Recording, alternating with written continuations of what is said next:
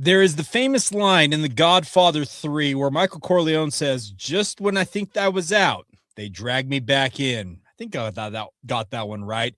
It explains exactly what this BYU basketball team has done to yours truly, and I think to many of you as the Cougars. Notch a big win on senior night.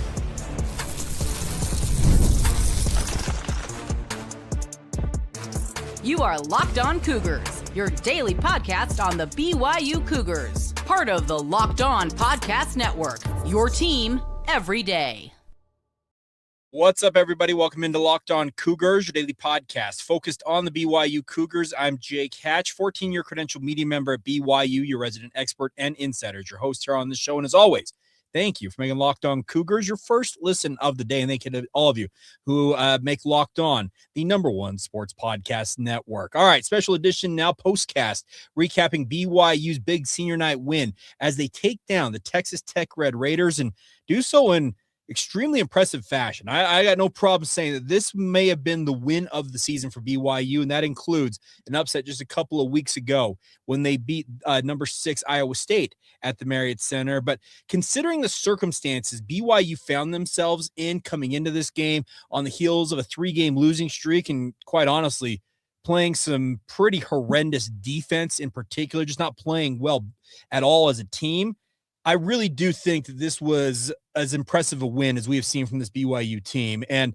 I'm absolutely stunned that this BYU team was able to muster that effort that we saw from them. That was probably the key thing, is there was a heck of a lot of effort put into this game by the players. And for that, I can give them a round of applause. And as I said, kind of the Michael Corleone thing, just when I think I was out, they dragged me back in, because yours truly, I think many of you out there at the same time, we're thinking, all right, what's this team really made of? Are they going to just kind of play out the string here?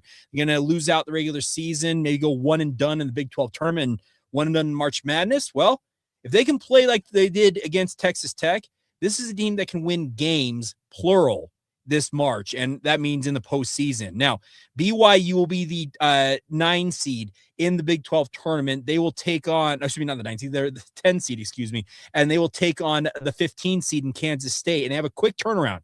Tuesday is when they play, 5 o'clock Mountain Time. But this is going to give them, I think, some juice going into the postseason, and at least give them some momentum. And that's, I think, the biggest thing we could have hoped for from this team. And I don't think it's crazy to say, as some of you throwing out here, Cindy Thompson making a good point here, a good win for us. I hope Saunders goes to the tournament with the team. I think he made a big difference just being there. There's no if, and, or but about it. Richie Saunders' presence alone is worth points. And I know that sounds crazy to say, but let's be real. Richie on the sidelines, he's coaching up guys, Alexei Kostic, etc., on the sideline, and just his steady presence on the bench and kind of pumping up the guys, I think that's worth something. He's undergone his ACL surgery, so there's no concern of him risking further damage and whatnot. So I would be hard-pressed to think that you're going to keep him away from going to Kansas City, hard-pressed to keep him away from March Madness. He wants to be with his guys, and if he was able to, I'm sure he would have gone out on that road trip with them as well. And that presence, I think, is absolutely massive for BYU's chances in the postseason. But I don't want to take anything away from this win. It was awesome to see the students storm the court. I was right there in the kind of the corner in one of the tunnels as I saw. All of a sudden, I wasn't sure what was happening as I was walking out to go to the post-game press conference. And all of a sudden, I realized, no, this is the student section, like filing onto the court and having a great time. Guys like Hadim Boop are out there and just in the middle of it, loving it all. The BYU other players that weren't kind of caught up in the court storm, I was waiting to go back into the post-game press conference area, and they were standing by the scorer's table waiting to kind of do their lap where they usually go around and high-five hands. You kind of see the conversation amongst themselves like, hey, do we really do the high-five thing? Because everybody's like out here on the court. But it was a really, really fun night. It was a great senior night. It's good to see guys like Keba Keita, Jared McGregor, Mihailo Boskovic, and Richie Saunders obviously be honored and ultimately be able to have a W in their final game at the Marriott Center. That was a really, really big deal, I think, for all those guys. And obviously it's good for BYU as they try and, I said, carry some momentum into the postseason. Now, Can they replicate this? I think that's the $1 million question for this team. And they also won in spite of being outshot by Texas Tech. I think the percentages, it was 47% for Texas Tech overall to 44% for BYU. Texas Tech, 46% from three. And at one point in this game, they were shooting north of 60%. From three. BYU as compared shot just 23% from three. But the biggest number I wanted to pass along to you guys is this BYU team, while they may not be a prolific three-point shooting team, they have found what works, and that means they're going to score in the paint. They outscored Texas Tech in the paint 48-14. That is just absolutely a gargantuan disparity. 20 offensive rebounds for BYU in this game. Those are huge to get extra possessions in a contest as tight as this one was. The assist numbers are still very low for BYU. They're just 9 assists on 31 made buckets, but it's kind of par for the course with this BYU team. Second chance points are in favor of BYU. They got more points off of turnovers, and also BYU didn't turn the ball over all that much. They had 3 in the game, and they didn't have their first one until under 16 minutes to go in the second half. So they took care of the ball. They put the effort out there on the court, and on defense in particular. How about the effort by guys like Keba Keita and Hadim Boop in their ability to guard on the perimeter? They were unable to get over on screens early on in this game. So I think Kevin Young and his staff finally said, you know what? To heck with it. We're going to switch 1 through 5. And what that means is they put Keba Keita out there on guys like Christian Anderson. And Christian Anderson, he's been cooking everybody in the Big 12. And BYU's length, I think, absolutely disrupted him and really helped kind of turn the tide for BYU in this game. And the thing about defense is it's not all that complicated in terms of what you need to do. It's just effort-based. And Will Voigt post-game throwing out on social media, we had guys throwing up in the huddles because they're playing so hard. Well, guess what?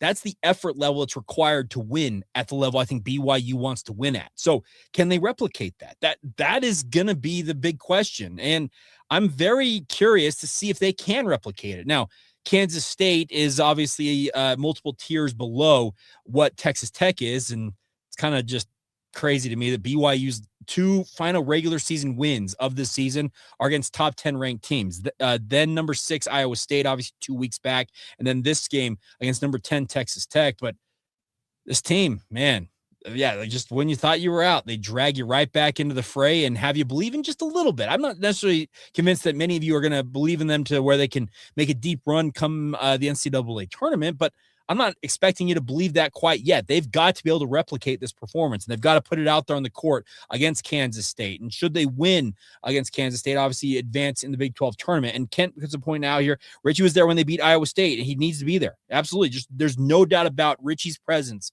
is critical to BYU's postseason hopes. And I am hopeful that this team learned from the effort level they put into this game, and they're ready to put it out there. Because if they can make noise in March, whereas it felt like they were going to go out with that so-called whimper.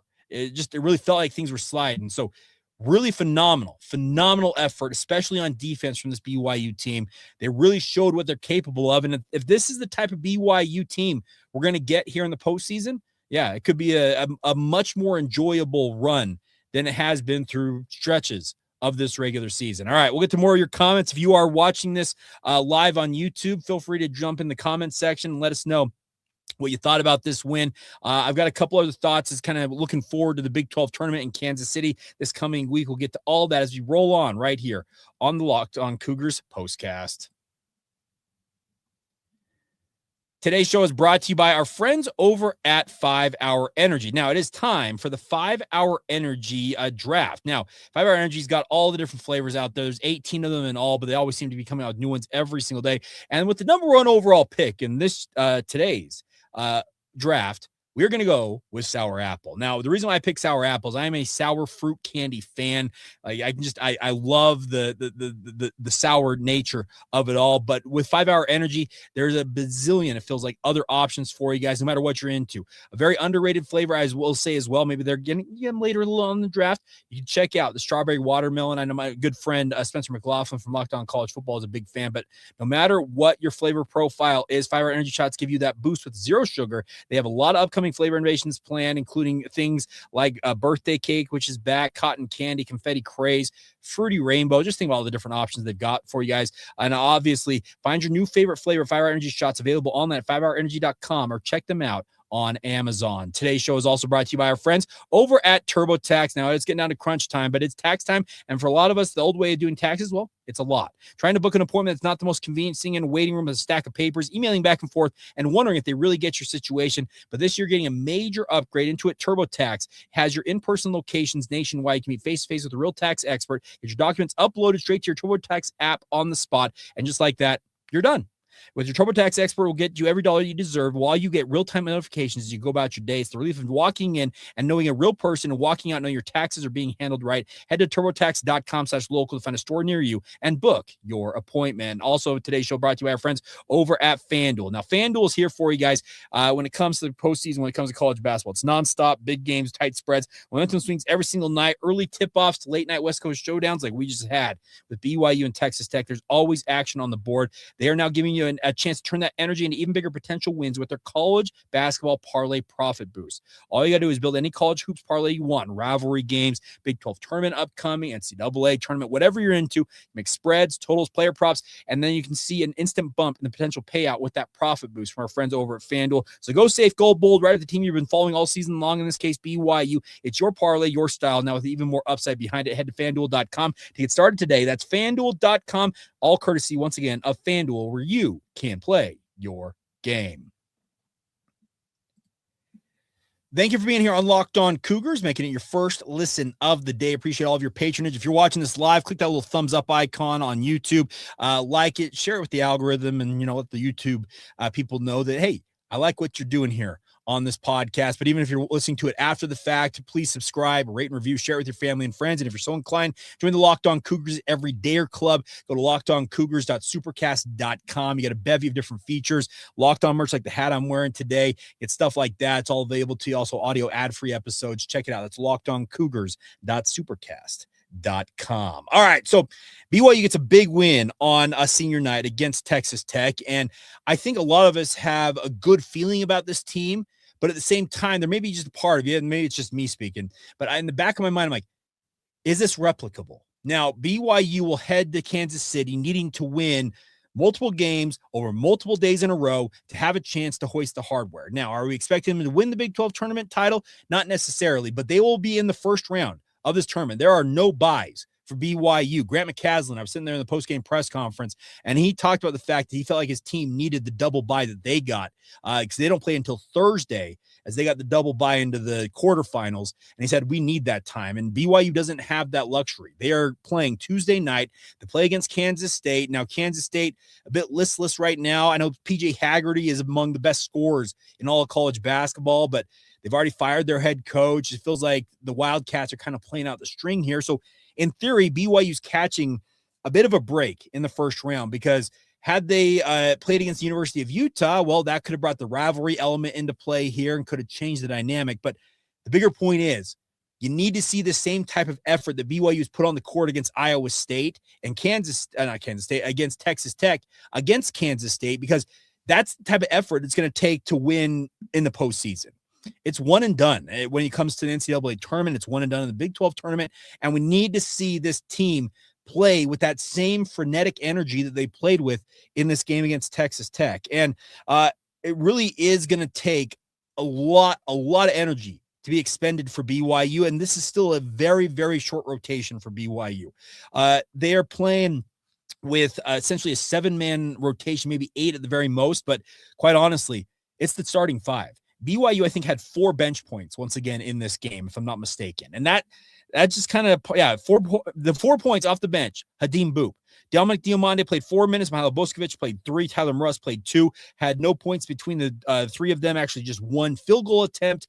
But Hadim Boop in 26 minutes has 4 points on 2 of 2 shooting and 6 rebounds. And Boop, I got to give him massive credit. He brought a lot of energy, and he was clapping in guys' faces. He was like Darren Christian Anderson and the rest of the perimeter guys for Texas Tech.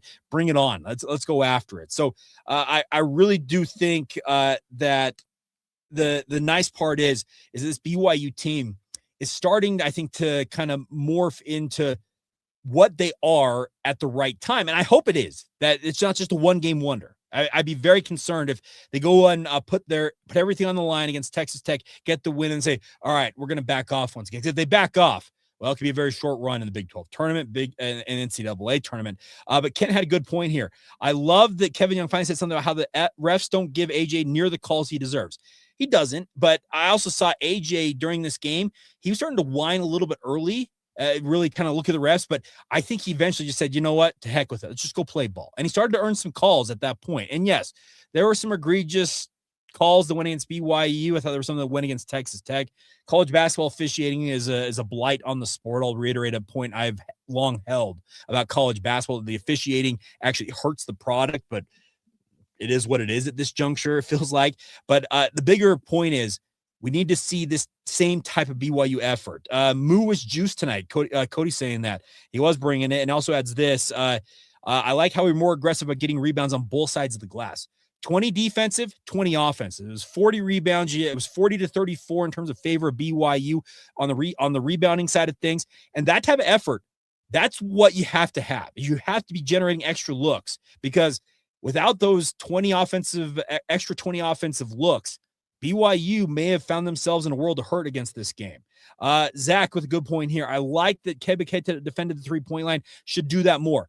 It felt like it was just an adjustment of necessity, because Christian Anderson and the rest of the guys from Texas Tech came out on fire from three. What did they end up? It was 16-35 from three. And I'm pretty sure they made just 4 of those in the second half. Donovan Atwell, 6-13, Christian Anderson, 6-12. They were firing away. And I think BYU, something that they have been very, I don't want to say reticent or slow to do, but they adjusted, and they adjusted well. And yeah, it was that they said, okay, Keba, if they're going to switch off, you got to take the guy. And that meant taking on Christian Anderson. And to Keba's credit, he was locked in. He was as engaged defensively as I have seen him in a minute. I'm not saying that he's been disengaged, but he was very good in this game. And that defending the three-point line was very, very important. I really do think that you look at, okay, good point by Brock here. You see the one where our guy just decked the defender, the foul was on Texas Tech. I'm telling you, college basketball officiating, it's a crapshoot every single time down the court. I don't know what to make of it, but it really did seem like this BYU team had that want to. And I've been talking on the podcast. Those of you who are everydayers or regular listeners of the show know that I've been talking about there's that effort level and the want to, and just the going out there and having some pride. Well, they didn't have it for multiple games ahead of this one against Texas Tech.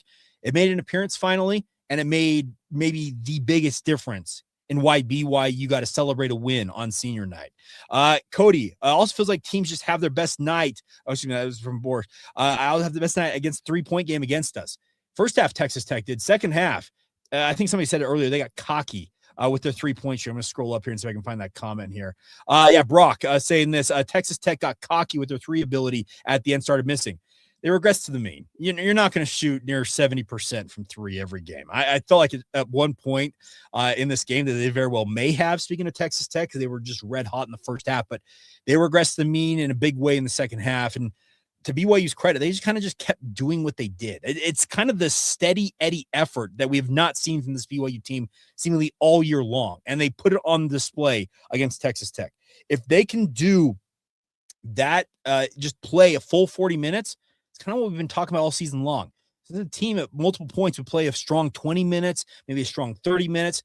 But when you put a full 40 minutes out there, well, it results in wins like you did against Iowa State and a win tonight against Texas Tech. And that's the good news for BYU is they now, I think, can kind of realize, hey, we put that effort in, we get the rewards from it. And I hope that they prove that it's just keep doing your thing.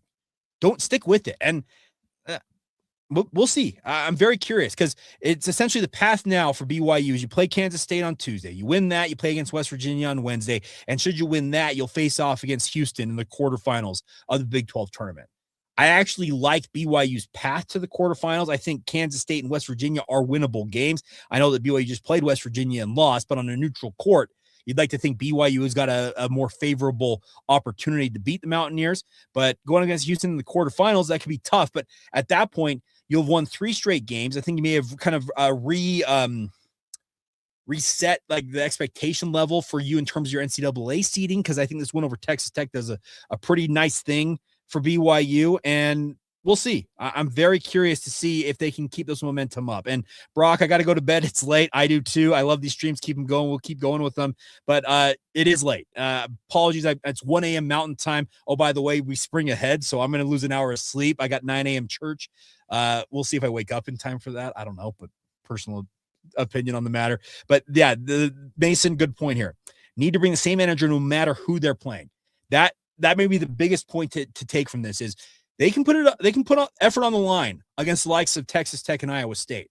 But you got to bring that same effort level, whether it's Kansas State or anybody else. And that's up next. It's K-State Tuesday night. Quick turnaround, quick trip to Kansas City, and hopefully they can make it a little longer stay than I think we all can expect here. All right, that's going to do it.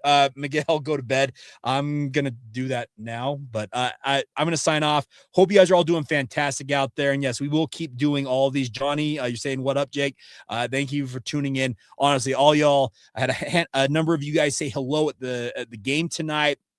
I wasn't going to miss it for the world. It was a really, really fun night out at the Marriott Center, and it was about as loud as I've heard it in a hot minute. I think the decibel level, I think somebody, maybe Mitch Harper, they had 110 on the decibel meter. That, like, geez, it was loud. So it was a really, really fun night. And yeah, now we wait and see what they do in Kansas City against Kansas State. And hopefully they can have a little longer run than we all anticipated, maybe going in to this game against Texas Tech. But a big win all the same for BYU. We'll be back with you guys on Monday with another full edition of the show. I'm actually going to go back and rewatch this game, see if I can glean anything else out of it. We'll also have BYU spring ball covered for you guys from top to bottom. And as we always do, covering all things BYU every single day. So as always, thank you for making Locked On Cougars your first listen of the day. Have a great rest of your night, morning, afternoon, evening, whenever you watch and or listen to this, and come back tomorrow. I'll be an everydayer right here on the Locked On Cougars podcast.